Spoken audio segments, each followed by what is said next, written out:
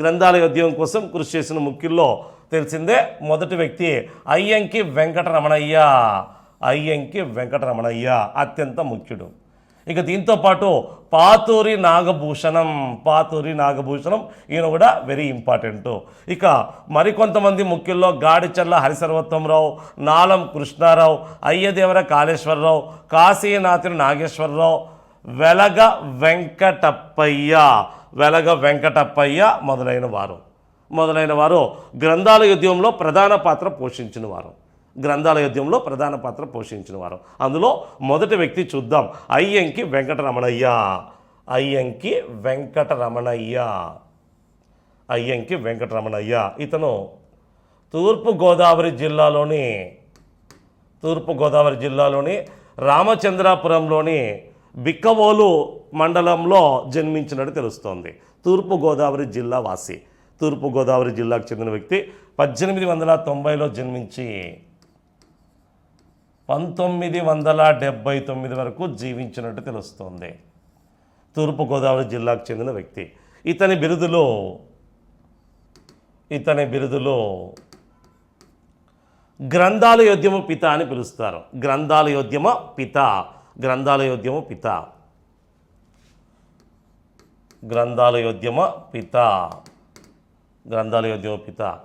దీంతోపాటు గ్రంథాలయ విశారద అని కూడా పిలుస్తారు. గ్రంథాలయ విశారద.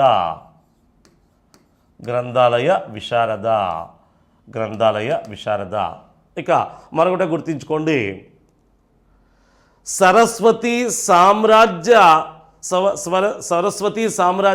ప్రతిష్టాపనాచార్య అని కూడా పిలుస్తారు. సరస్వతి సామ్రాజ్య ప్రతిష్టాపనాచార్య అంటే ఏడిఎల్ఏ ఏర్పాటులో కీలక పాత్ర పోషించి ఆంధ్రదేశంలో అనేక గ్రంథాలయాలు ఏర్పాటుకు కృషి చేసినందుకు సరస్వతి సామ్రాజ్య ప్రతిష్టాపనాచార్య. సరస్వతి అంటే భాండాగారాలు, గ్రంథాలయాల ద్వారా సరస్వతి అందరికీ చేరువ చేయడంలో ప్రధాన పాత్ర పోషించినందుకు ఇతన్ని సరస్వతి సామ్రాజ్య ప్రతిష్టాపనాచార్య అని కూడా పిలిచారు. సరస్వతి సామ్రాజ్య ప్రతిష్టాపనాచార్య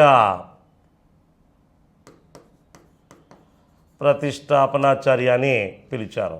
ఇలా గ్రంథాలయ ఉద్యోపిత, గ్రంథాలయ విశారద, సరస్వతి సామ్రాజ్య ప్రతిష్టాపనాచార్య వంటి బిరుదులు కలవు. ఇతని పత్రికలు, గ్రంథాలయ ఉద్యమంలో భాగంగా ఇతను నడిపిన పత్రికలు ముఖ్యమైనది ఇంతకుముందు చెప్పాం. గ్రంథాలయ సర్వస్వం అనే పత్రిక.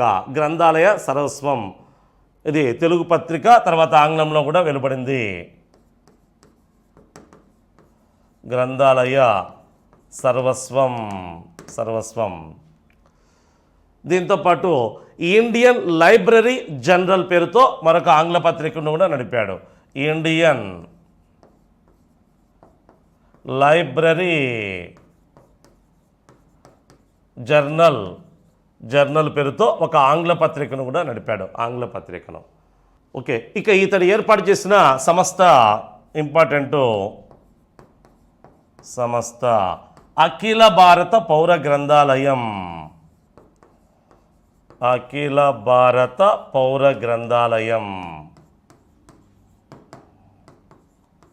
దీన్ని 1919 నవంబర్ 14న స్థాపించడం జరిగింది. నవంబర్ 14 మామూలుగా బాలల దినోత్సవం, జవహర్లాల్ నెహ్రూ జన్మించిన రోజు బాలల దినోత్సవంగా జరుపుకుంటూ ఉంటారు. మరి ఈ సంస్థను ఎక్కడ ఏర్పాటు చేశారంటే మద్రాసులో ఏర్పాటు చేశాడు. దీని తొలి సమావేశాన్ని కూడా నవంబర్ 14న మద్రాసులోనే జరిపాడు. దీని సమావేశం కూడా నవంబర్ 14న మద్రాసులోనే నిర్వహించడం జరిగింది. మరి ఈ అఖిల భారత పౌర గ్రంథాలయం సంస్థను ఏర్పాటు చేసి సమావేశాన్ని జరిపిన నవంబర్ 14నే తర్వాత భారత ప్రభుత్వం 1968లో ఈ నవంబర్ 14ని జాతీయ గ్రంథాలయ వారోత్సవంగా జరపడం ప్రారంభించింది. నవంబర్ 14 నుంచి ఆ వారాన్నంతా భారత గ్రంథాలయ వారోత్సవంగా, జాతీయ గ్రంథాలయ వారోత్సవంగా జరపడం ప్రారంభించింది. ఎప్పటి నుంచి అంటే 1968 నుండి, 1968 నుండి ఈయన అఖిల భారత పౌర గ్రంథాలయం అనే సంస్థను ఏర్పాటు చేసి సమావేశాన్ని నిర్వహించిన ఈ నవంబర్ 14 నుంచి వారం రోజుల పాటు జాతీయ వారోత్సవంగా, జాతీయ గ్రంథాలయ వారోత్సవంగా జరపడం జరుగుతుంది. అది 1948 నుంచి ప్రారంభమైంది.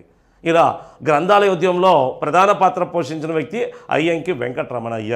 ఇతను గ్రంథాలయ ఉద్యమంలో ప్రధాన పాత్ర పోషించినందుకు ఇతని కృషి ఫలితంగా తర్వాత ఆంధ్రప్రదేశ్ అవతరించిన తర్వాత 1972లో భారత ప్రభుత్వం ఇతనికి పద్మశ్రీ అనే బిరుదునిచ్చి గౌరవించింది. అంటే ఇతనికి గ్రంథాలయ ఉద్యోగపిత, గ్రంథాలయ విశారద, సరస్వతి సామ్రాజ్య ప్రతిష్టాపనాచార్య వంటి బిరుదుతో పాటు భారత ప్రభుత్వం ఇతని సేవలకు గాను 1972లో పద్మశ్రీ బిరుదునిచ్చి గౌరవించినట్టు తెలుస్తోంది. పద్మశ్రీ బిరుదునిచ్చి ఇలా గ్రంథాలయ ఉద్యమంలో ప్రధాన పాత్ర పోషించి ఆంధ్రదేశ గ్రంథాలయ ఉద్యోగపితగా ప్రసిద్ధి చెందిన వ్యక్తి అయ్యంకి వెంకటరమణయ్య. ఇక మరో వ్యక్తి పాతూరి నాగభూషణం. ఆంధ్రదేశంలో గ్రంథాలయ ఉద్యమ వ్యాప్తిలో కీలక పాత్ర పోషించిన వ్యక్తుల్లో మరొక వ్యక్తి పాతూరి నాగభూషణం. ఇతడు గుంటూరు జిల్లాలోని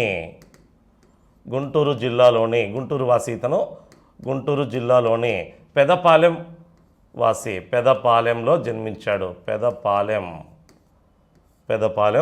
పాతూరి నాగభూషణం ఈయన ఓకే. మరి పాతూరి నాగభూషణం అయ్యంకి వెంకటరమణయ్య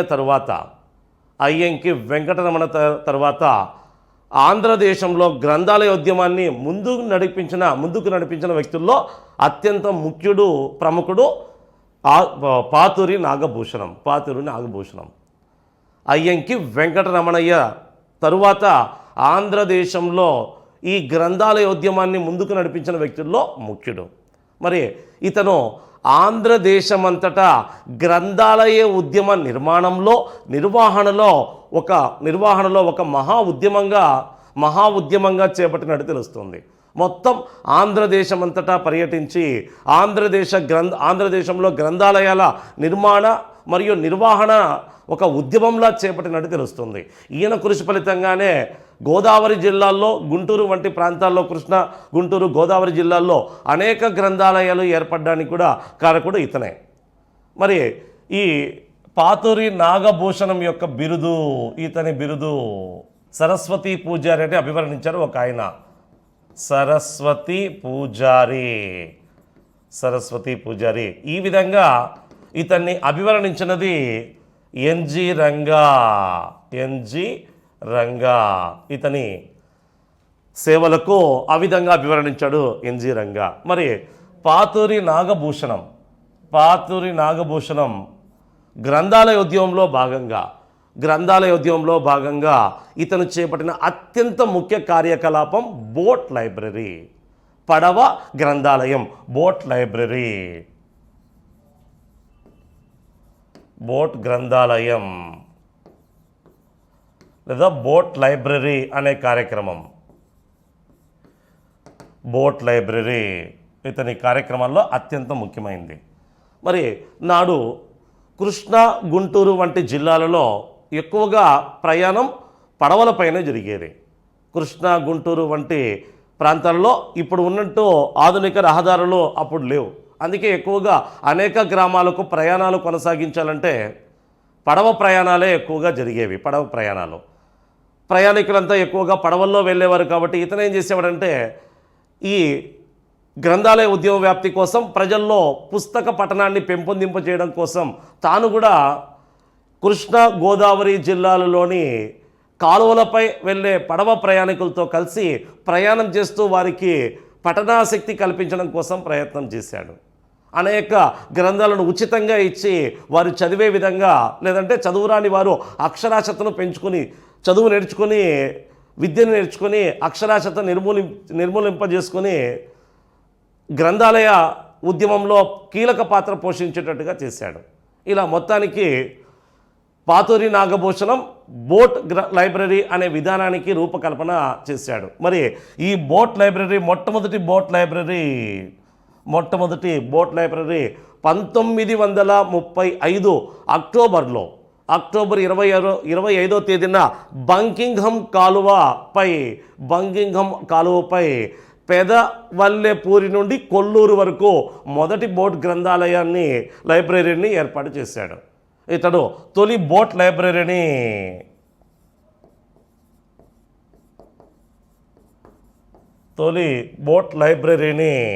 1935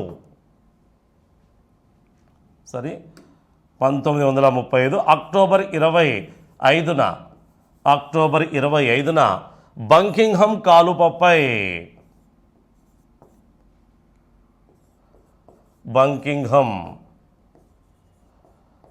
కాలువపై ఒక గ్రామం నుంచి మరొక గ్రామానికి బోట్ లైబ్రరీని ప్రారంభించాడు. అదే పెదవల్లెపూరి నుండి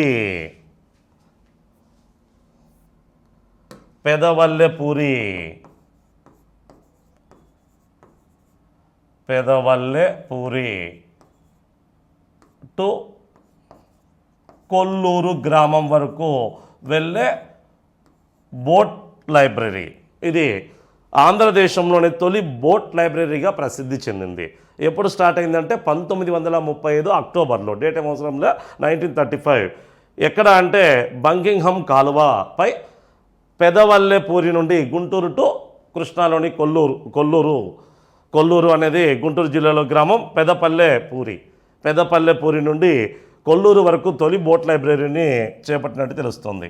అంతేకాకుండా 1935 నుండి 42 వరకు 7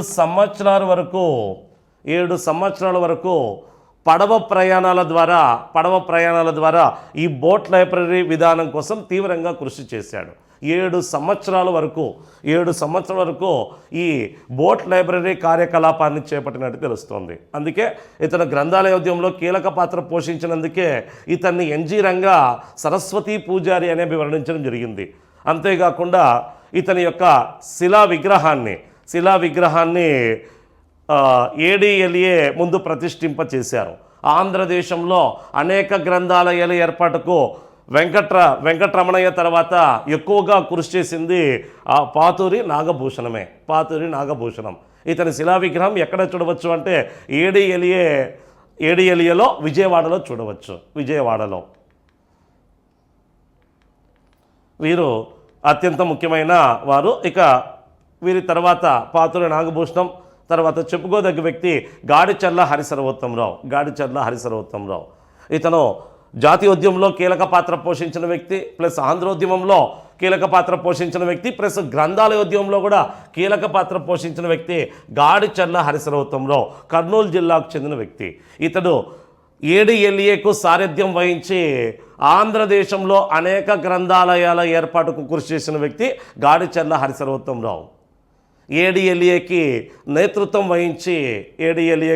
నాయకత్వం వహించి ఆంధ్రదేశం అంతటా ఇతను కూడా పర్యటించి అనేక గ్రంథాలయాల ఏర్పాటులో కీలక పాత్ర పోషించిన జాతీయోద్యమ నాయకుడు, ఆంధ్రోద్యమ నాయకుడు గాడిచర్ల హరిసర్వోత్తమరావు. ఇతను ముఖ్యంగా ఆంధ్రపత్రిక ద్వారా గ్రంథాలయ ఉద్యమ వ్యాప్తికి మరియు ప్రజల్లో పుస్తక పఠన వ్యాప్తికి కృషి చేసిన వ్యక్తి.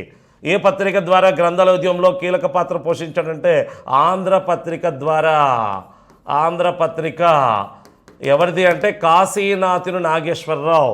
1909లో స్థాపించారు ఈ పత్రికని. మొదట బొంబాయి, తర్వాత మద్రాస్కి 1914లో మార్చడం జరిగింది. ఈ పత్రిక ద్వారా గ్రంథాలయ ఉద్యమ వ్యాప్తికి కీలక పాత్ర పోషించిన వ్యక్తి ఎవరంటే గాడిచర్ల హరిసర్వోత్తమరావు.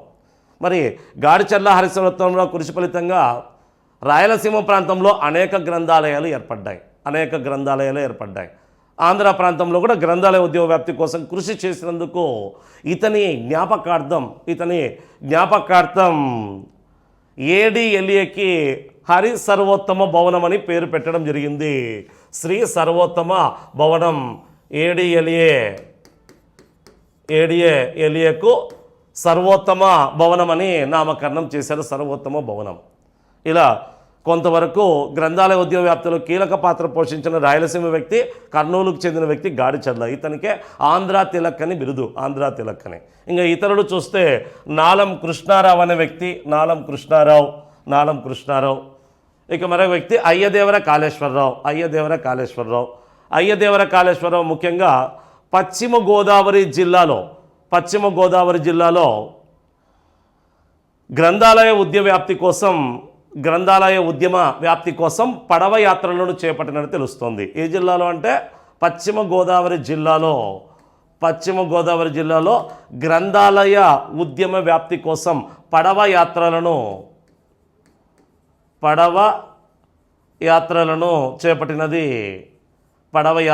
చేపట్టినది అయ్యదేవర కాళేశ్వరరావు.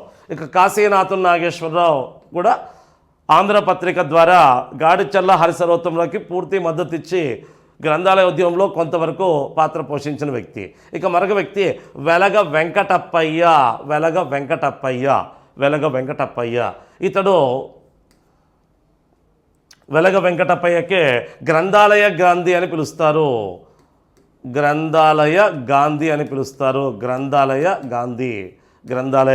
పిలుస్తారు. ఇతను ముఖ్యంగా గుంటూరు, కొవ్వూరు, భీమవరం. ఇతను ముఖ్యంగా గుంటూరు, కొవ్వూరు, భీమవరం, తాడేపల్లిగూడెం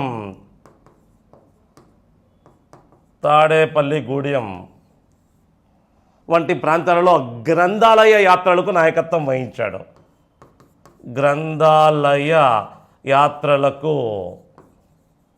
యాత్రలకు నాయకత్వం వహించింది వెలగ వెంకటప్పయ్య అనే వ్యక్తి. వెంకటప్పయ్య ఇతన్నే గ్రంథాలయ గాంధీ అని పిలుస్తారు. ఇక ఆంధ్రదేశంలో గ్రంథాలయ ఉద్యమాన్ని ప్రచారం చేసిన ముఖ్య పత్రికలు తెలిసిందే. గ్రంథాలయ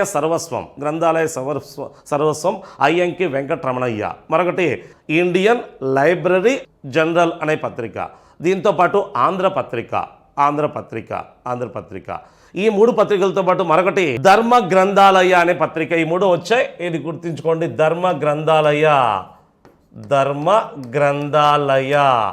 ఇది కాకినాడ నుండి వెలువడింది. ధర్మ గ్రంథాలయ ఆంధ్రదేశంలో గ్రంథాలయ ఉద్యమాన్ని ప్రచారం చేసిన పత్రికల్లో ఇది కూడా ఒకటి. ధర్మ గ్రంథాలయ కాకినాడ నుండి వెలువడి కొంతకాలం గ్రంథాలయ ఉద్యమంలో కీలక పాత్ర పోషించిన పత్రిక ప్రసిద్ధి చెందింది. దీన్ని నడిపినది లక్ష్మీ వెంకటరమణ అనే వ్యక్తి. లక్ష్మీ